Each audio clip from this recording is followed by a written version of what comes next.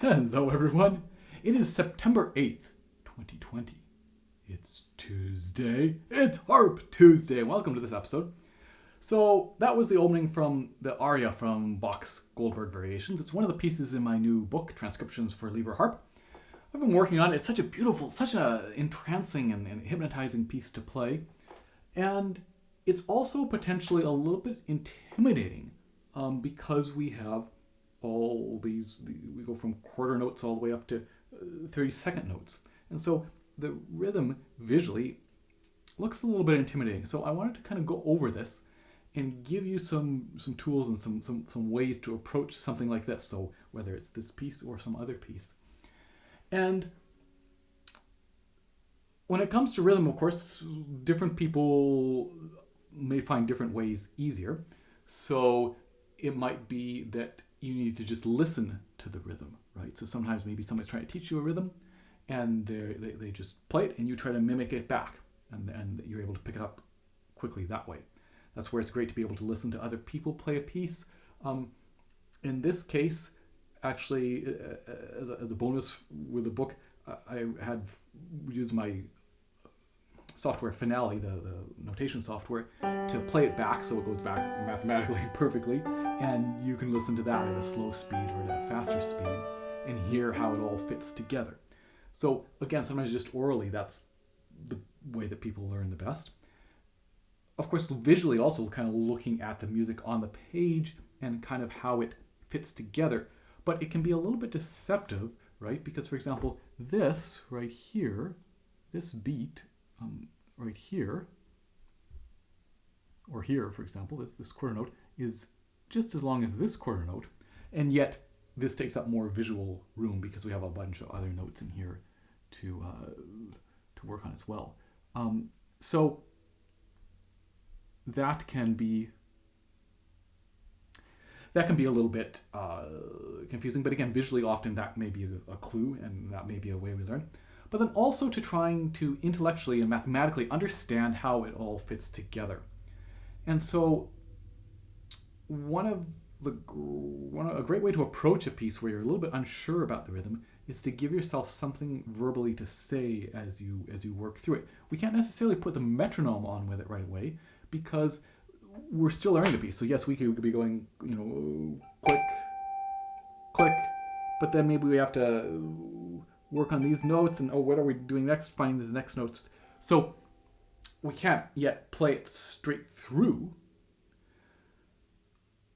but we want something to hang on to in terms of knowing, okay, well, great, this is easy. But now what am I supposed to do here? So that's where counting, for example, going 1, 2, 3, 4, or 1 and 2 and 3 and 4, and gives us something verbally so that even if we go 1, 2, 3, 4, and even if we're having to pause, as long as we're not going like 1, 2, 3, and 4, and not being aware that and was just as long as the 3 and the 4, having something verbally to say to ourselves in our head or say out loud can be fantastic. Now, so we can count 1, 2, 3, 4, and oftentimes that's maybe what we do for the quarter note. So 1, 2, but then what are we supposed to do here? Now, oftentimes for an eighth note, we'll go 1 and 2 and 3 and 4 and for a 16th, we could go 1E and 2E and 3E and 4E and or 1 ta, ta, 2 ta, having a syllable for each 16th note. But what do we do when we have 30-second notes here? Well, and the secret is that we don't have to count the quarter note as 1. So what you can do is say, okay, what is the fastest note? And in this piece, the fastest note, and on this little excerpt, the fastest note is the 30-second note. These ones with the 3 bars, right? The three tails.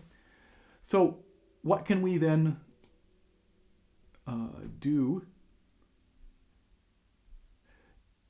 to count those? Well, we can go to that second fastest note, which would then be the 16th, and count them as the 1 to set the 16th as the 1. So then when we get to the 30 seconds, it's 1 and 2 and 3 and. So we can write that out. I'm going to demonstrate that. Now, we start off right with a quarter note. And so you might say, well, okay, this quarter note, like how many, if we're counting the 16th, you know, how many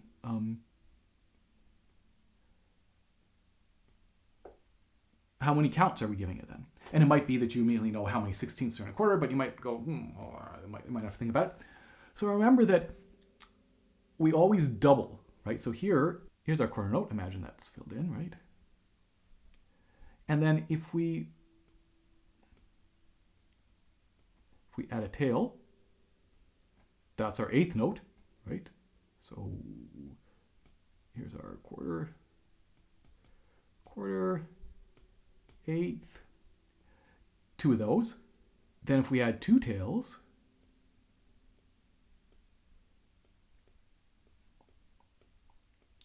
sixteenth, right? Keeps doubling. And then, of course, 1, 2, 3, 4, 5, 6, 7, 8. We double again if we have 3 tails. This becomes a 32nd note. 1, 2, 3, 30 seconds. So from that, we see that there are going to be 4 16ths per quarter. So in this opening bar then, right, we're going to go 1, 2, 3, 4. We're going to count to 4 in that opening bar for that first quarter, sorry. And then 1, 2, 3, 4. They're going to be quite slow. Then we get to here. Now what do we do here, right? So we remember our count our 16ths is 1. Great, so this is a 32nd, so that's 1 and 2. Now something I think that potentially is a cause of confusion is when we have 2 notes in a row of the same value and then a 3rd note, right? So we have these 2, this one, and then, oh, here, this one is now a different value. But that doesn't mean that we go fast, fast, slow. It's going to be fast, fast, slow. We'll still hear 3 notes in a row. And you can say, well, but the first 2 are fast, and the next one is slower. Like, what's going on? But remember that the value of the note only applies to what happens after that note is played. So we play this first one, right? We play this first one right here. And then, given its value, when the next one comes on an and. And given its value, the next one comes on the and, like 1 and 2. And then this note here could be a half note or a 64th note or a whole note or a dotted whole note or whatever. It doesn't matter what it is. It only applies to how long it lasts after we play it, right? It only applies to when this note will come. So that, again, that these 3 notes will go in sequence, even though the 3rd one is longer. It just means we're waiting longer after we play it, but not before, if that makes sense. So 1 and 2 and 3. So this one, right, is a 8th note, and that is worth 2 sixths. Right, we're counting a 16th. So 2 16ths equal 1/8. Right, we can see here, right? 4 16ths equal 2/8. So 2 16ths, right? 2 16ths will equal 1/8. So 1, 2, 3, and 4. So that means now, if we're counting this, it's going to be 1, 2, 3, 4. 1, 2, 3, 4. 1 and 2, 3, 4, 1. And we'll stop for a moment. Now I'm going to put an asterisk here because this is actually a mordant, and it means we might not play it precisely as rhythmically written here, but we'll circle back to that at the end. But for now, great, we've marked that out. Let's mark this next bar, right? So 1, and remember this is an 8th note that's worth 2 counts because we're counting 16th. 1, 2, 3, 4. And that's, again, when we should have 4 counts for each quarter note here, right? We want to make sure that this lines up. 1, 2, 3, 4. 1, 2. And here again, this one comes right after that one, even though it lasts for a long time. the rest of the bar, it doesn't matter what the value of this. It's just the fact that this one here is a 16th, so the next one is also going to come right after it, whatever value it is. My pen seems to be misbehaving here, so let's cycle back between those. Oop. Here we are. So 1, 2, 3, 4, 1. Because again, it's going to come with that. 1, 2, 3, 4. And meanwhile, because on the harp we don't have to do anything with a tied note. That's just right hands doing nothing there. Let's count this out. So 1 and, because the 32nd, right? 32nd note. 2. Okay. Now we're faced with a dotted 8th note. And a dot adds half a value. So the 8th note is normally worth 2 counts because we're counting the 16th. And we add half of 2, which is 1. So now it gets up to 3, right? So this is going to be with 2, 3, 4.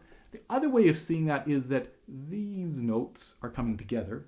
And we know that there's going to be 4 in this quarter note's worth of time. So, let me just undo that. So, oops. That's another way of like double checking that.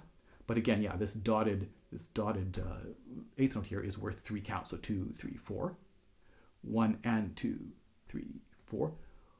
1 and 2 and 3 and 4 and 1 and 2 and 3, 3 and 4 and some more 30-second notes. 1 and 2, not on the and, because this one, right? So here again, 3 in a row, so 1 and 2, but then now this one is longer, so we don't play the next one until we've had all of this value. 1 and 2, 3 and 4, and 1, and here again we can kind of see this all lines up, and it's the quarter note beat, so that's good. So let me get rid of that.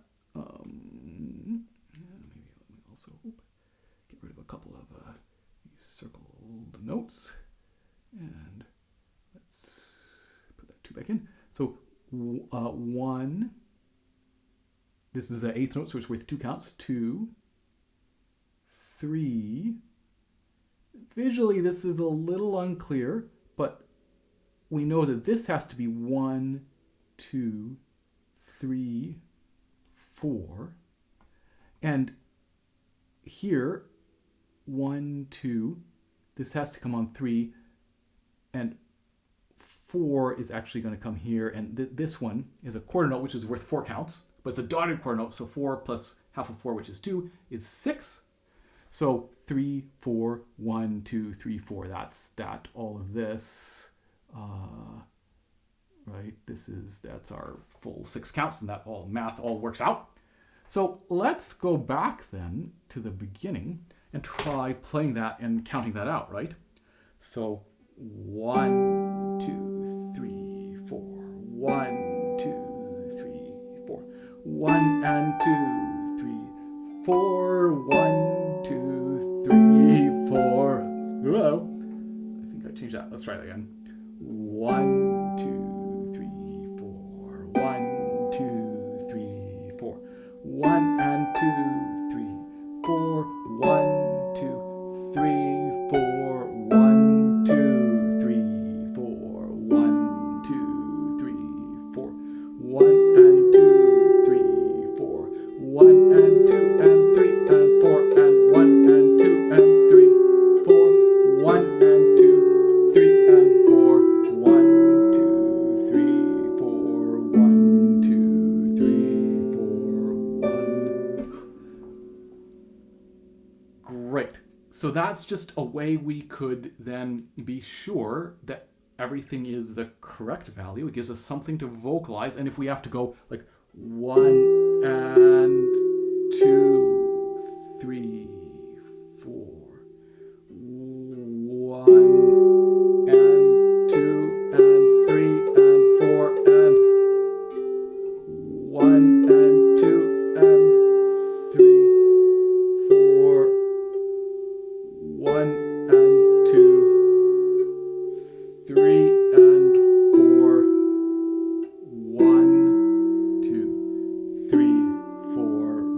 other words, if we need to slow down, we can do that while hopefully still being aware of the correct relationship between the notes. So that can be a really valuable way to first approach something like this. Now, obviously, at some point, we want to start feeling the pulse as being a little bit faster than the 16th. We don't want to have to feel 1, 2, 3, 4. And that's another thing. Again, this is a somewhat complicated thing to fit together, but being aware of the pulse that we want to feel. So in this case, we could try and feel either the eighth note pulse or the quarter note pulse. So if we're trying to feel the eighth note pulse, so like where is the eighth note pulse there? Then we ask that question, right? So like pulse, pulse, pulse, pulse, pulse on this downbeat. Where is our eighth note pulse going to come? Well, the eighth note is a 1, 3, 1, 3. So 1, it happens here in between. We go 1 and 2, 3, 4. So if we go 1 and, or 1, 2, 3, 4.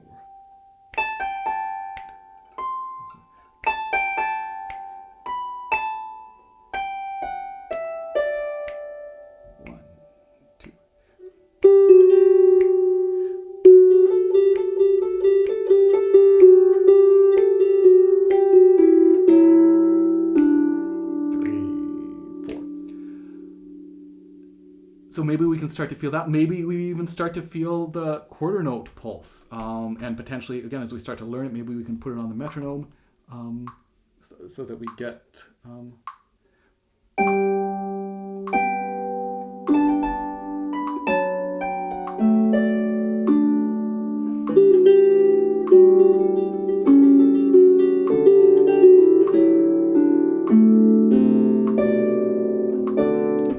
so that we feel that bigger pulse, but we're feeling confident and aware of the inside. So when we get this little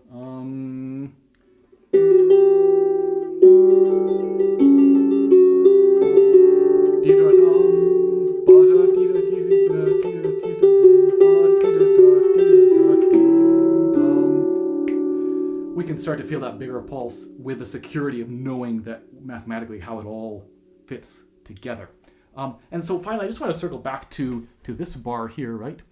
And this one as well. These in the original are mordents, so they would have been written as an A with a mordent symbol. I'm sorry, I can't draw a very good one. But which means the note beneath it and the note above it. And it wouldn't necessarily have a specific time value. So it potentially could be played, it certainly won't be played any slower than it's written here, but it potentially could be played a little bit faster, that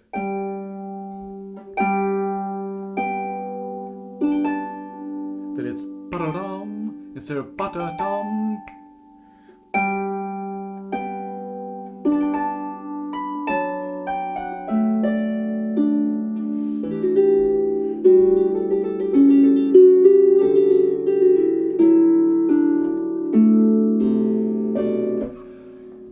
Anyway, just something just in terms of this piece itself, that note value that's written there for those mordents, as I say, wouldn't be slower, but potentially you may find that you want to play it a little bit faster than maybe, in this case, we want to hear that downbeat, da-da-dum, the quarter note, the eighth note, right? So like, bum, bum, ba-da-dum, ba-da-dum,